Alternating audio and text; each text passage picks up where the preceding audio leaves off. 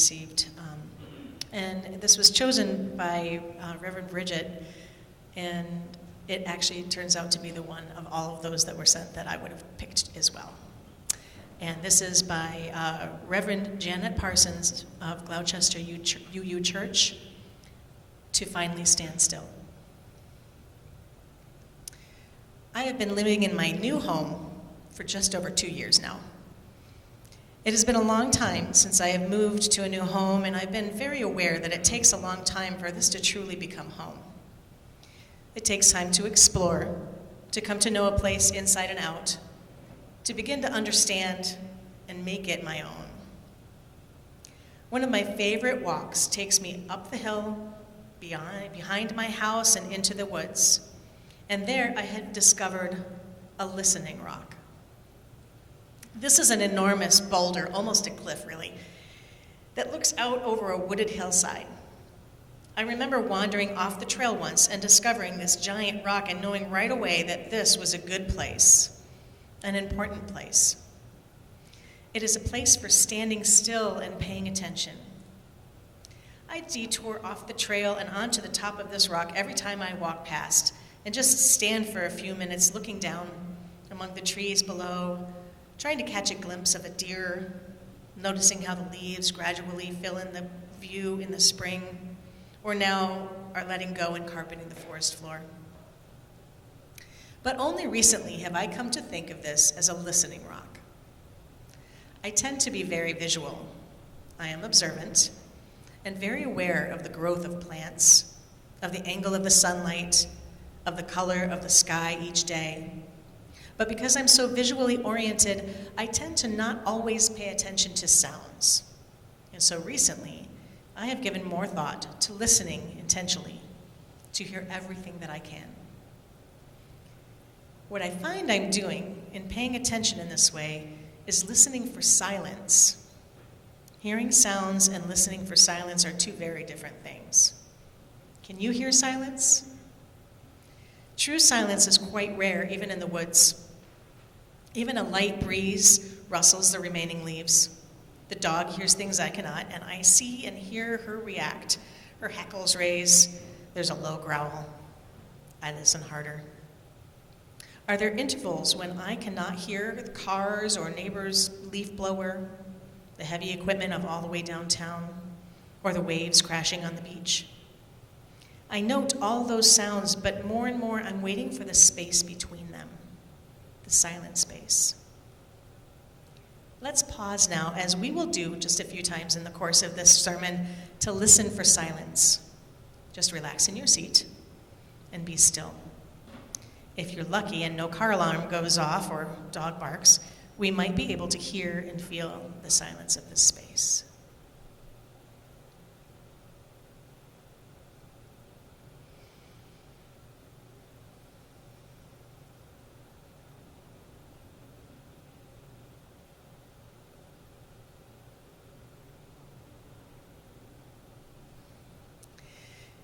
UU minister Angela Herrera wrote, "Beneath the hustle and bustle, beneath the stream of thoughts that clamors and chatters over the landscape of our interior world, beneath our habits of momentum and stirring, there is a stillness, deep and peaceful, the place where creation begins. Who lives there?"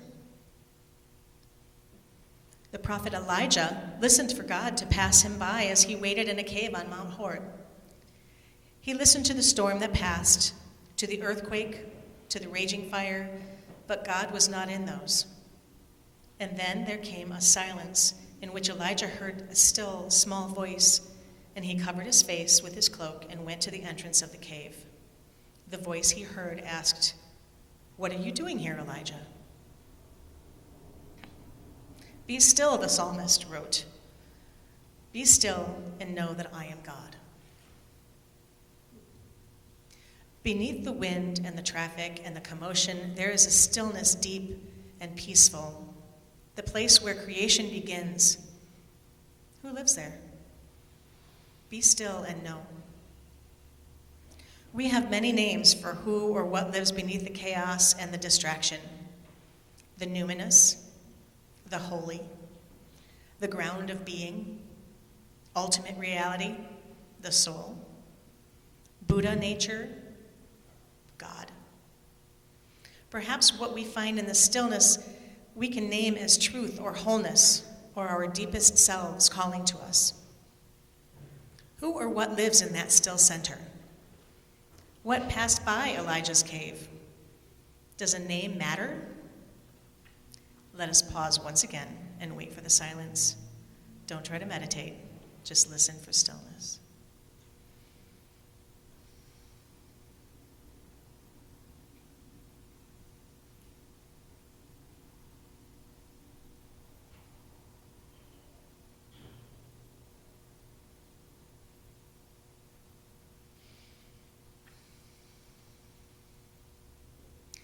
From our earliest lives, we are ordered to pay attention.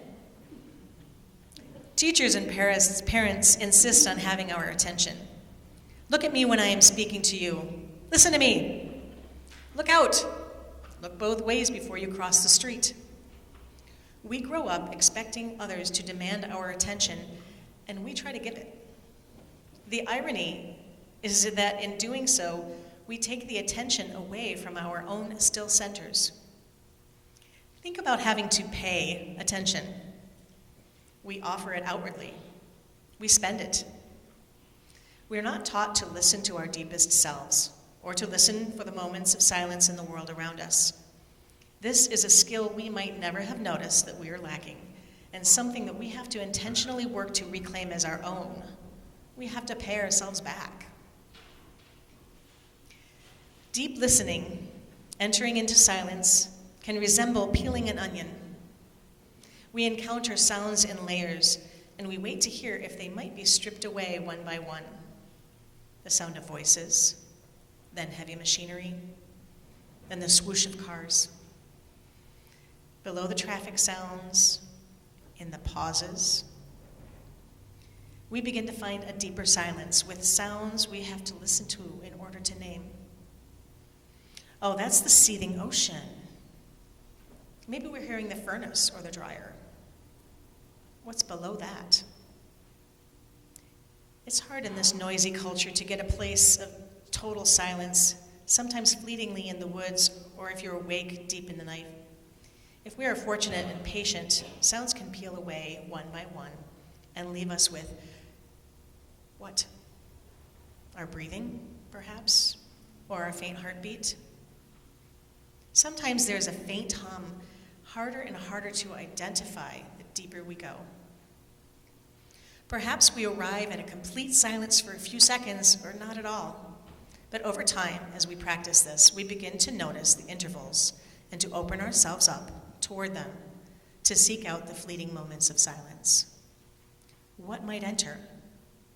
Or what might already be present that we cannot usually find or hear? Perhaps nothing in that moment. The Bible tells us that Elijah was too overwhelmed to recognize the voice of God in that moment of silence. He had to be given further instructions of what to do next. Apparently, according to Bible commentators, Elijah missed his cue. We cannot always understand what we might learn in the silence. We might be unprepared, unwilling to listen, and of course, over the course of our lives, there might be many, many moments of silence that offer no gift other than simply the respite from the commotion of our daily lives. And that is gift enough as we navigate the noise and the distraction. Perhaps we do not need anything else. But what we do know is that without practice, without getting the effort to be attentive, to listen for silence, we will not be given the opportunities to sense what might be beneath the surface, the glimpses of oneness and wholeness that mystics of all traditions assure us can be ours. Sister Joyce Rupp, author and poet, wrote, "In busyness, I often close down. In deliberate or unexpected awareness, I open up. It is in this openness that I see in a deeper or newer way, viewing people, creatures, and nature in a clearer light.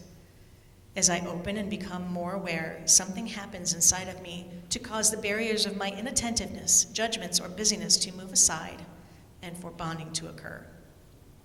It is then that I recognize my oneness with the dancing that is inherent in the all of creation. When I take a deep breath and pull in the reins of my hurry, I begin to find the numinous everywhere. In aware moments such as this, I see more clearly, lean into the mystery of life more deeply, and honor the oneness of life more truly.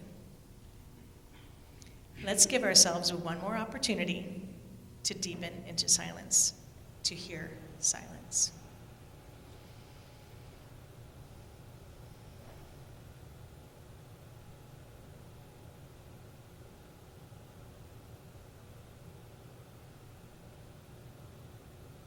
My friends, when we allow ourselves to be still, to wait, to listen, silence comes to us in brief intervals. Sometimes these are so brief that they might slip past us completely unnoticed.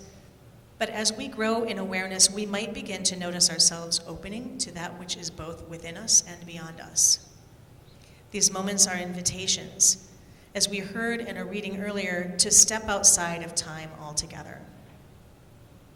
In these moments of silence, we are given an opportunity to descend deeper within ourselves, to connect with our most elemental selves, to turn toward that which connects all of life in that web of loving energy that some have named God. The name does not matter.